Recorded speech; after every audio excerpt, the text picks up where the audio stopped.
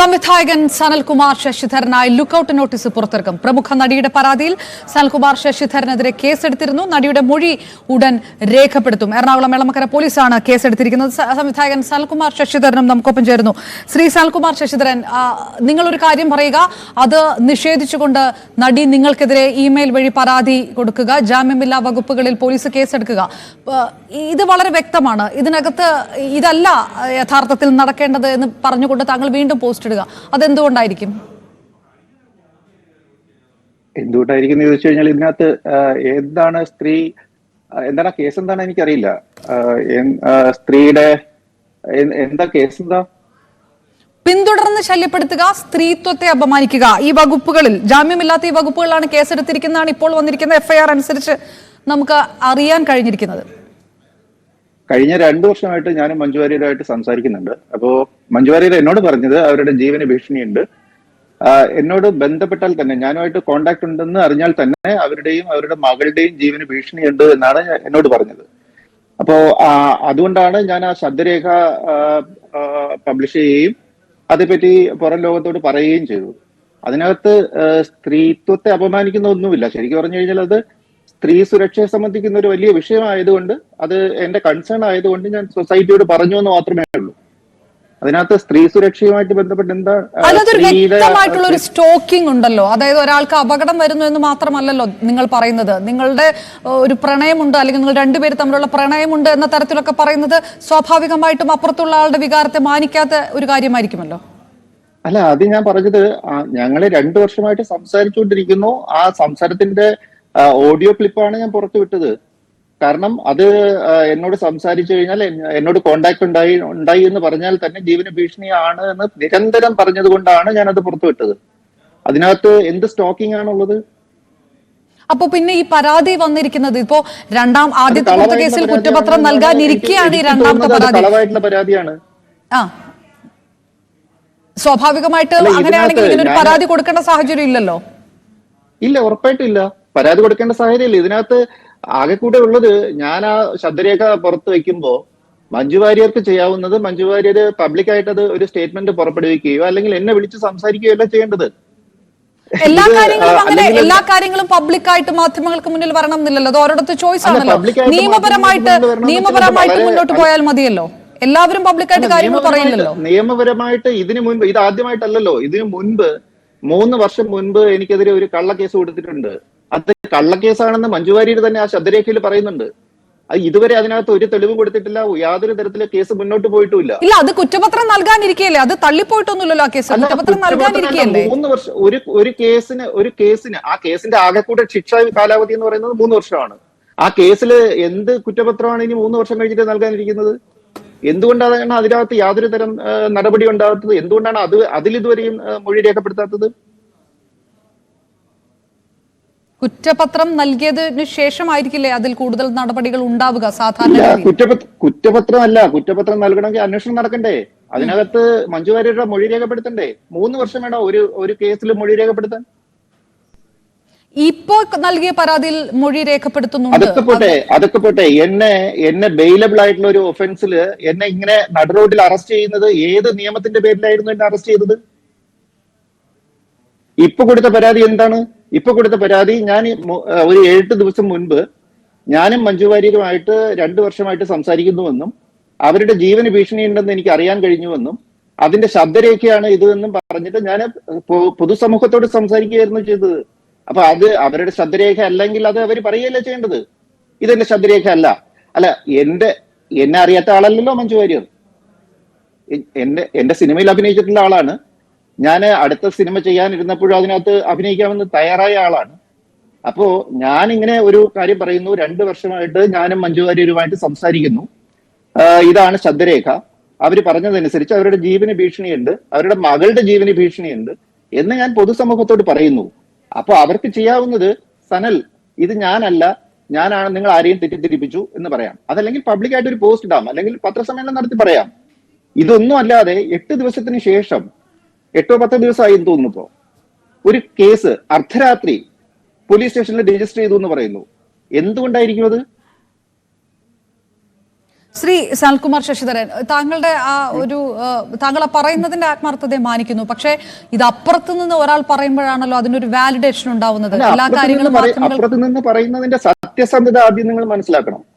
അപ്പുറത്ത് സത്യസന്ധത ഉണ്ടായിരുന്നെങ്കിൽ ആദ്യം 3 വർഷം മുമ്പ് ഒരു കേസ് കൊടുത്തപ്പോൾ തന്നെ അത് കള്ളക്കേസാണ് എന്ന് കൃത്യമാണ്. ആ കള്ളക്കേസാണെന്ന് അതിനകത്ത് ആ ശബ്ദരേഖ അവർ നിഷേധിക്കാത്തിടത്തോളം കാലം ആ ശബ്ദരേഖയിൽ അത് പറയുന്നുണ്ട്. എനിക്ക് തെറ്റുപറ്റിയൊന്നും അറിയില്ല, എനിക്കൊന്നും ചെയ്യാൻ കഴിയില്ല, ഈ കേസിൽ എനിക്കൊന്നും ചെയ്യാൻ കഴിയില്ല, ഈ കേസിൽ എന്റെ കൺട്രോൾ ഇല്ല, ഞാൻ അറിയാതെയാണ് അത് ചെയ്തിട്ടുള്ളത് എന്ന് അതിൽ പറയുന്നു. അപ്പൊ അത് നിഷേധിച്ചിട്ടില്ല. അത് എന്റെ ശബ്ദരേഖയല്ലെന്ന് മഞ്ജു വാര്യർ ഇതുവരെയും പറഞ്ഞിട്ടില്ല. അപ്പൊ ആ കേസിൽ ഇതുവരെയും യാതൊരു തരം നടപടികളും ഉണ്ടായിട്ടില്ല. അതിനുശേഷം ഞാൻ ഇപ്പോ എന്റെ അറിവില് ഒരു സ്ത്രീയുടെ ജീവന് ഭീഷണിയുണ്ട്, അവരുടെ മകളുടെ ജീവന് ഭീഷണിയുണ്ട് എന്ന് അറിഞ്ഞാൽ ഞാൻ മിണ്ടാതിരിക്കണോ? അതാണോ പൗരധർമ്മം? നിങ്ങളാണെങ്കിൽ മിണ്ടാതിരിക്കുവോ? അല്ല, ശ്രീ സനൽകുമാർ ശശിധരൻ, ഈ ഓഡിയോ ഈ പറയുന്ന നടിയുടേതാണ് എന്നത് ഇതുവരെ സ്ഥിരീകരിച്ചിട്ടില്ല. ഇത് സ്ഥിരീകരിക്കാത്ത ഒരു ഓഡിയോ താങ്കൾ പറയുന്നുണ്ട്. ഇത് ആർക്കും സ്ഥിരീകരിക്കാൻ കഴിയാത്ത ഒരു ഓഡിയോ ഒരു പ്രമുഖ നടിയുടേതാണെന്ന് പറഞ്ഞിട്ട് അതെങ്ങനെയാണ് പൊതുജനം വിശ്വസിക്കുക? അതിനെന്തെങ്കിലും ഒരു സ്ഥിരീകരണം ഉണ്ടോ? ഞാൻ പറഞ്ഞത് 2 വർഷം മുൻപ് മഞ്ജു വാര്യർ എന്നെ ഒരു ഫേക്ക് ഐഡിയിൽ ബന്ധപ്പെട്ടു. കാരണം അവർക്ക് നേരിട്ട് എന്നോട് സംസാരിക്കാനുള്ള അവസരമില്ല. എന്നോട് അങ്ങനെ സംസാരിച്ചു കഴിഞ്ഞാൽ അവരുടെ ജീവൻ നഷ്ടമാകും എന്ന് അവരെന്നോട് പറഞ്ഞു. അങ്ങനെ 2 വർഷമായിട്ട് ഞങ്ങൾ സംസാരിക്കുന്നു. 2 വർഷത്തിനൊടുവിൽ അവരെന്നോട് പറയുന്നു, സനൽ നിങ്ങൾ പൊക്കോളൂ, എനിക്ക് എന്റെ ജീവിതം തീർന്നു, എനിക്ക് വേറൊന്നും ചെയ്യാൻ പറ്റില്ല, കാരണം എന്റെയും എന്റെ മകളുടെയും ജീവന് അപകടമുണ്ട് എന്ന് അവരെന്നോട് പറയുന്നു. ഞാൻ അതറിയുമ്പോ എന്താ ചെയ്യേണ്ടത്? സമൂഹത്തോട് പറയാതിരിക്കണോ? അല്ല, ശ്രീ സനൽകുമാർ ശശിധരൻ, ഇതിൽ 2 വിഷയം ഞാൻ ചോദിക്കുന്നത്. ഒന്ന്, താങ്കൾ പുറത്തുവിട്ട ഓഡിയോ അത് ആരുടേതാണ് എന്നുള്ള സ്ഥിരീകരണം ഇല്ലാത്തത്, അത് താങ്കളാണ് പറയുന്നത്. അത് ഇതുവരെ ആർക്കും സ്ഥിരീകരിക്കാൻ കഴിഞ്ഞിട്ടില്ല എന്നുള്ളത്. അല്ല, ഞാൻ പറയുന്നു അത് മഞ്ജു വാര്യരുടേതാണ്. മഞ്ജു വാര്യരുടേതാണെന്ന് ഞാൻ പറയുമ്പോ വെറുതെ ഞാൻ പറയുന്നതാണെങ്കിലും മഞ്ജു വാര്യർക്ക് പറയാമല്ലോ, ഇത് മഞ്ജു വാര്യർ എന്റെ അല്ല, വെറുതെയാണ് പറയുന്നത്. അതുകൊണ്ടാണല്ലോ അവർ കേസ് കൊടുത്തിരിക്കുന്നത്. അവർ കേസ് കൊടുത്തിരിക്കുന്നത് ഇതടക്കമുള്ള കാര്യങ്ങൾ ചേർത്തുകൊണ്ടാണല്ലോ. അത് കേസ് കൊടുത്തിട്ടുണ്ടെങ്കിൽ തന്നെ എനിക്കറിയില്ല, കേസ് എന്താണെന്ന് എനിക്കറിയില്ല. അത് സ്ത്രീത്വത്തെ അപമാനിക്കലല്ല. അത് അവരുടേതല്ലെങ്കിൽ അവർ ആദ്യം ചെയ്യേണ്ടത്, സനൽ ഇത് എന്റേതല്ല, ഇത് പിൻവലിക്കൂ, ഇതിന് ഇങ്ങനെ പറയൂ എന്നാണ് അവർ പറയേണ്ടത്. അതല്ലാതെ 8 ദിവസം കഴിഞ്ഞിട്ട് ആദ്യം എന്താ സംഭവിച്ചതെന്നറിയാമോ? ആ ശബ്ദരേഖ പൊതുസമൂഹം ചർച്ച ചെയ്യാതിരിക്കാൻ വേണ്ടിയുള്ള എല്ലാ ശ്രമങ്ങളും നടത്തി. ഞാൻ അത് ആദ്യം ചെയ്തത് അതിൽ വാട്സപ്പില് അവരുടെ ബ്രദറിനും അടുത്ത കുറച്ച് സുഹൃത്തുക്കൾക്കും അയച്ചു കൊടുക്കുകയായിരുന്നു ചെയ്തത്. അരമണിക്കൂറിനകത്ത് എന്റെ വാട്സപ്പ് ബ്ലോക്കായി. അപ്പോഴാണ് ഞാൻ പബ്ലിക്കായിട്ട് അത് പബ്ലിഷ് ചെയ്തത്. പബ്ലിഷ് ചെയ്തതിന് ശേഷം ഇത്ര ദിവസമായി യാതൊരു ചർച്ചയുണ്ടായില്ല, ആരും ഒന്നും മിണ്ടിയില്ല, ഒരു കേസും ഉണ്ടായില്ല. 8 ദിവസമായപ്പോൾ ആളുകൾ അതിനെപ്പറ്റി ചർച്ച ചെയ്യാൻ തുടങ്ങുന്നു എന്ന് വന്നപ്പോ ഈ ഒരു കേസ് പിന്നെ മിണ്ടരുത്, വേറെ ആരും മിണ്ടരുത്, അവർക്ക് പബ്ലിക്കായിട്ട് മഞ്ജു വാര്യർക്ക് വന്നിട്ട് ഇതേപ്പറ്റി സംസാരിച്ചാൽ എന്താ കുഴപ്പം? ശ്രീ സനൽകുമാർ ശശിധരൻ, അപ്പോഴും ഒരാള് ഇങ്ങനൊരു വിഷയം പറയുന്നു, അത് നിങ്ങൾ കുറച്ചുപേരുടെ ഇടയിൽ നിൽക്കുമായിരിക്കും എന്ന് കരുതുന്നു, ഇത് നിങ്ങൾ പൊതുസമൂഹത്തിന് മുന്നിൽ കൊണ്ടുവരുന്നു, സമൂഹ മാധ്യമങ്ങളിൽ തുറന്നു പറയുന്നു, അത് വലിയ ഒരു ഇമേജ് ഡാമേജിങ്ങിലേക്കൊക്കെ പോകുന്നു, അപ്പോൾ അത് കേസിലേക്ക് കടക്കുന്നു. അത് വളരെ വ്യക്തമല്ലേ? സോറി, അല്ല, ഈ ഒരു സ്ത്രീയുടെ ജീവന് ആപത്തുണ്ട് എന്ന് അവർ എന്നോട് പറഞ്ഞാൽ എനിക്ക് ഒന്നും ചെയ്യാൻ കഴിയാത്ത സിറ്റുവേഷനിൽ ഞാൻ എന്താ ചെയ്യുക? അവർക്ക് വേണ്ടപ്പെട്ട ആളുകൾ അറിയിക്കണം, അല്ലേ? അതല്ലേ ചെയ്യാൻ പറ്റൂ. അല്ല, അപ്പൊ അവരത് ബ്ലോക്ക് ചെയ്തിട്ടുണ്ടെങ്കിൽ താങ്കൾ പറയുന്നത് ശരിയല്ല എന്ന് അവർ കരുതുന്നു എന്നുള്ളത് കൊണ്ടല്ലേ? അല്ല, അങ്ങനെയാണെങ്കിൽ അത് പറയല്ല ചെയ്യേണ്ടത്. ആദ്യം എന്താ ചെയ്യേണ്ടത്? ഇത് എന്റെ അല്ല എന്ന് പറയല്ല ചെയ്യേണ്ടത്. താങ്കൾ ഇതിനു മുൻപും ഇത്തരം ചില കാര്യങ്ങൾ ഒക്കെ ഉന്നയിച്ച് വന്നിട്ടുണ്ട്. അപ്പോൾ അത് ആ തരത്തിൽ എടുത്താൽ മതി. ഇതുവരെ നേരിട്ട് മഞ്ജു വാര്യർക്ക് എന്നോട് സംസാരിക്കാൻ കഴിഞ്ഞിട്ടില്ല. മഞ്ജു വാര്യരുടെ ഒഫീഷ്യൽ കോൺടാക്റ്റിൽ നിന്ന് അത് അവർ പറയുന്നതിന്റെ കാരണം എന്ന് വെച്ച് കഴിഞ്ഞാല് മഞ്ജു വാര്യരുടെ ലോകത്ത് സനൽകുമാർ ശശിധരൻ എന്ന് പറയുന്ന ഒരാളില്ല. അങ്ങനെ ഉണ്ട് എന്ന് അറിഞ്ഞാൽ മഞ്ജു വാര്യർ ജീവിച്ചിരിക്കില്ല എന്നാണ് എന്നോട് പറഞ്ഞത്. എന്റെ ലോകത്ത് സനൽകുമാർ ശശിധരൻ എന്നൊരാളില്ല, ഞാൻ ജീവിച്ചിരിക്കില്ല, അതുകൊണ്ടാണ് ഞാൻ ഈ വളഞ്ഞ വഴി സ്വീകരിക്കുന്നത് എന്നാണ് എന്നോട് പറഞ്ഞത്. 2 വർഷമായിട്ട് അങ്ങനെ സംസാരിക്കുകയാണ്. അല്ല, ശ്രീ സനൽകുമാർ ശശിധരൻ, നിങ്ങൾ എന്ത് പറയുമ്പോഴും അപ്പുറത്ത് നിന്ന് ഇത് ഏത് തരത്തിലുള്ള റെസ്പോൺസ് ഉണ്ടാകുന്നു എന്നുള്ളതാണ് ഇപ്പോൾ പൊതുസമൂഹത്തിന് മുന്നിൽ നിൽക്കുന്നത്. താങ്കൾ ഒരു വലിയ കാര്യം പറയുന്നു. അപ്പുറത്ത് നിന്ന് ഞാൻ പറയട്ടെ, ആ ശബ്ദരേഖയിൽ ഞാൻ മാത്രമല്ലല്ലോ സംസാരിച്ചിരിക്കുന്നത്. വാര്യർ സംസാരിച്ചിരിക്കുന്നുണ്ട്. അവരുടെ സ്ലാങ് മാറ്റിയാണ് സംസാരിച്ചിരിക്കുന്നത്. പക്ഷെ ശബ്ദം കേട്ടാൽ നിങ്ങൾക്ക് മനസ്സിലാവും. മഞ്ജു വാര്യർ അറിയാവുന്ന ആളുകൾ കൃത്യമായിട്ട് അറിയാം മഞ്ജു വാര്യരാണെന്ന് മനസ്സിലാവും. അതപ്പോ മഞ്ജു വാര്യർക്ക് വേണമെങ്കിൽ പറയാം ഇതെന്റെ അല്ല, പറയാൻ പറ്റും. അല്ല, എല്ലാ വിഷയത്തിലും പൊതുസമൂഹത്തിന് മുന്നിൽ പറയാൻ കഴിയുമോ? അവരെ പോലെ നിൽക്കുന്ന ഒരു നടിക്ക് എല്ലാ വിഷയത്തിലും പൊതുസമൂഹത്തിന് മുന്നിൽ പറയണോ? ഒരു ശല്യമായിട്ട് വരുമ്പോൾ അവർക്ക് ഒരു പോലീസ് കേസിലേക്ക് പോയി ശല്യം പരിഹരിക്കാമെന്നായിരിക്കില്ലേ വിചാരിക്കുക? അല്ലല്ല, ഞാൻ ചോദിച്ചത് എന്ത് ശല്യമാണ്? ശല്യമാണെന്ന് പറഞ്ഞിട്ട് 3 വർഷം മുമ്പ് ഒരു കള്ളക്കേസ് കൊടുത്തിട്ട് ആ കേസിൽ തെളിവ് കൊടുത്തോ? അല്ല, ആ കേസ് തള്ളിപ്പോയിട്ടില്ലല്ലോ. ആ കേസ് ഇപ്പോഴും ഉണ്ടല്ലോ. കുറ്റപത്രം കൊടുക്കാൻ പോകുന്നല്ലേ ഉള്ളൂ. ആ കേസ് താങ്കൾ പറയുന്ന കേസ് പുകഞ്ഞു പോയിട്ടില്ലല്ലോ. 3 വർഷമായിട്ട് ഒരു കേസ് പുകഞ്ഞു പോകുക എന്ന് പറയുന്നത്, നിങ്ങൾക്ക് ആദ്യം ആ കേസിനെ പറ്റിയുള്ള ധാരണ വേണം. ഒരു കേസിന്റെ മാക്സിമം ശിക്ഷാ കാലാവധി എന്ന് പറയുന്നത് 3 വർഷമാണ്. ആ 3 വർഷം കഴിഞ്ഞാല് ആ കേസ് സ്വാഭാവികമായിട്ടും പുകഞ്ഞു പോകും. ആ കേസ് കുറ്റപത്രം നൽകാവുന്ന ഒരു സ്റ്റേജിലല്ലേ നിൽക്കുന്നത്? അത് താങ്കൾ പറയുന്നത് എങ്ങനെയാണ് ശരിയാവുക എന്ന് മനസ്സിലാവുന്നില്ല. ആ കേസ് റദ്ദാക്കപ്പെട്ടിട്ടില്ലല്ലോ. കുറ്റപത്രമല്ല, ആ കേസിൽ അന്വേഷണമേ നടത്തിയിട്ടില്ല. 2 ഫോണ് പിടിച്ചു വെച്ചിട്ടുണ്ട്. ആദ്യം അത് ഫോറൻസിക് പരിശോധനയ്ക്ക് അയക്കണമെന്ന് പറഞ്ഞു, ഒരിടത്ത് അയച്ചു. അത് കഴിഞ്ഞിട്ട് വേറൊരിടത്ത് അയക്കണമെന്ന് പറഞ്ഞു. 2 ഫോണ് പിടിച്ചു വെച്ചിട്ടുണ്ട്. 3 വർഷമായി. ആ ഫോൺ അഴുകിപ്പോയിട്ടുണ്ടാവും.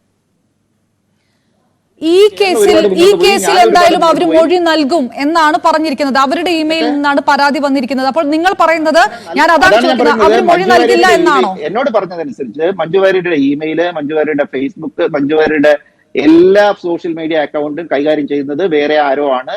അവർക്ക് അതിനകത്ത് കൺട്രോൾ പരിമിതമാണ് എന്നാണ് എന്നോട് പറഞ്ഞത്. അത് മാത്രമേ എനിക്കറിയാവൂ. ആരാണ്? ശരി, ശ്രീ സനൽകുമാർ ശശിധരൻ, ഇതൊരു പബ്ലിക് പ്ലാറ്റ്ഫോം ആണല്ലോ. ഇങ്ങനെ താങ്കൾ പറഞ്ഞുകൊണ്ടേയിരിക്കുന്നു. ഇത് ആർക്കെതിരെയാണ് പറയുന്നത്? ആരാണ് ഇവരെ അപായപ്പെടുത്താൻ ശ്രമിക്കുന്നത്? ഇതാരാണ് ഇവരുടെ ഫേസ്ബുക്ക് ഹാൻഡിലുകൾ അടക്കം കൈകാര്യം ചെയ്യുന്നത്? ആരാണ്? എനിക്കറിയില്ലല്ലോ. എന്നോട് പറഞ്ഞത് അത് നേരിൽ കണ്ട് സംസാരിക്കാനേ പറ്റുള്ളൂ, അത് ഇങ്ങനെ പറയാം, ഫോണിലൂടെ പറയാൻ പറ്റില്ല എന്നാണ് എന്നോട് പറഞ്ഞത്. ആരാണ് എന്നുള്ള കാര്യം നമുക്ക് നേരിൽ കണ്ട് സംസാരിക്കാം. 2 വർഷമായിട്ട് താങ്കൾ സംസാരിക്കുമ്പോൾ അതിന്റെ ഒരു സൂചന പോലും താങ്കൾക്കില്ല എന്ന് പറഞ്ഞാൽ അതെന്ത് റിലയബിൾ ആയിട്ടുള്ള ബന്ധമാണ്? റിലയബിൾ ആയിട്ടുള്ള ബന്ധം എന്ന് വെച്ച് കഴിഞ്ഞാൽ 2 വർഷമായിട്ട് രാത്രി പകല് ഞങ്ങൾ സംസാരിക്കുന്നുണ്ട്. അത് ഇല്ല എന്ന് മഞ്ജു വാര്യർ പറയട്ടെ, ഞാൻ ബാക്കി തെളിവുകൾ പുറത്തു വയ്ക്കാം. അതായത് ഇവരുടെ ഫോൺ നമ്പറിൽ നിന്ന് അടക്കമുള്ള തെളിവുകൾ നിങ്ങളുടെ ഭാഗത്തുണ്ടോ ഇത് തെളിയിക്കാൻ? ഉറപ്പായിട്ടുണ്ട്. അതായത് അവരുടെ നമ്പറിൽ നിന്ന് നിങ്ങളെ വിളിച്ചിട്ടുള്ള ഫോൺ ലിസ്റ്റുകൾ ഉണ്ടോ? അവരുടെ നമ്പറിൽ നിന്ന് എന്തിനാ വിളിക്കുന്നത്? ഒരാളുടെ ശബ്ദത്തിൽ നിന്ന് വിളിക്കുന്നത്. നിങ്ങൾ വേറൊരു ശബ്ദത്തിൽ നിന്ന് വേറെ നമ്പറിൽ നിന്ന് വിളിച്ചു കഴിഞ്ഞാൽ നിങ്ങൾ അല്ലാതാകുമോ? അപ്പോൾ വേറൊരു നമ്പറിൽ നിന്നാണ് വിളിച്ചുകൊണ്ടിരിക്കുന്നത്. അല്ല, ഇതിന് നിങ്ങൾക്ക് പുറത്തേക്ക് ഒരാൾ കോണ്ടാക്ട് ചെയ്യുന്നുണ്ട്, അത് അയാളാണ് കോണ്ടാക്ട് ചെയ്യുന്നത് എന്ന് വ്യക്തമാക്കാനുള്ള തെളിവുണ്ട് കയ്യിൽ?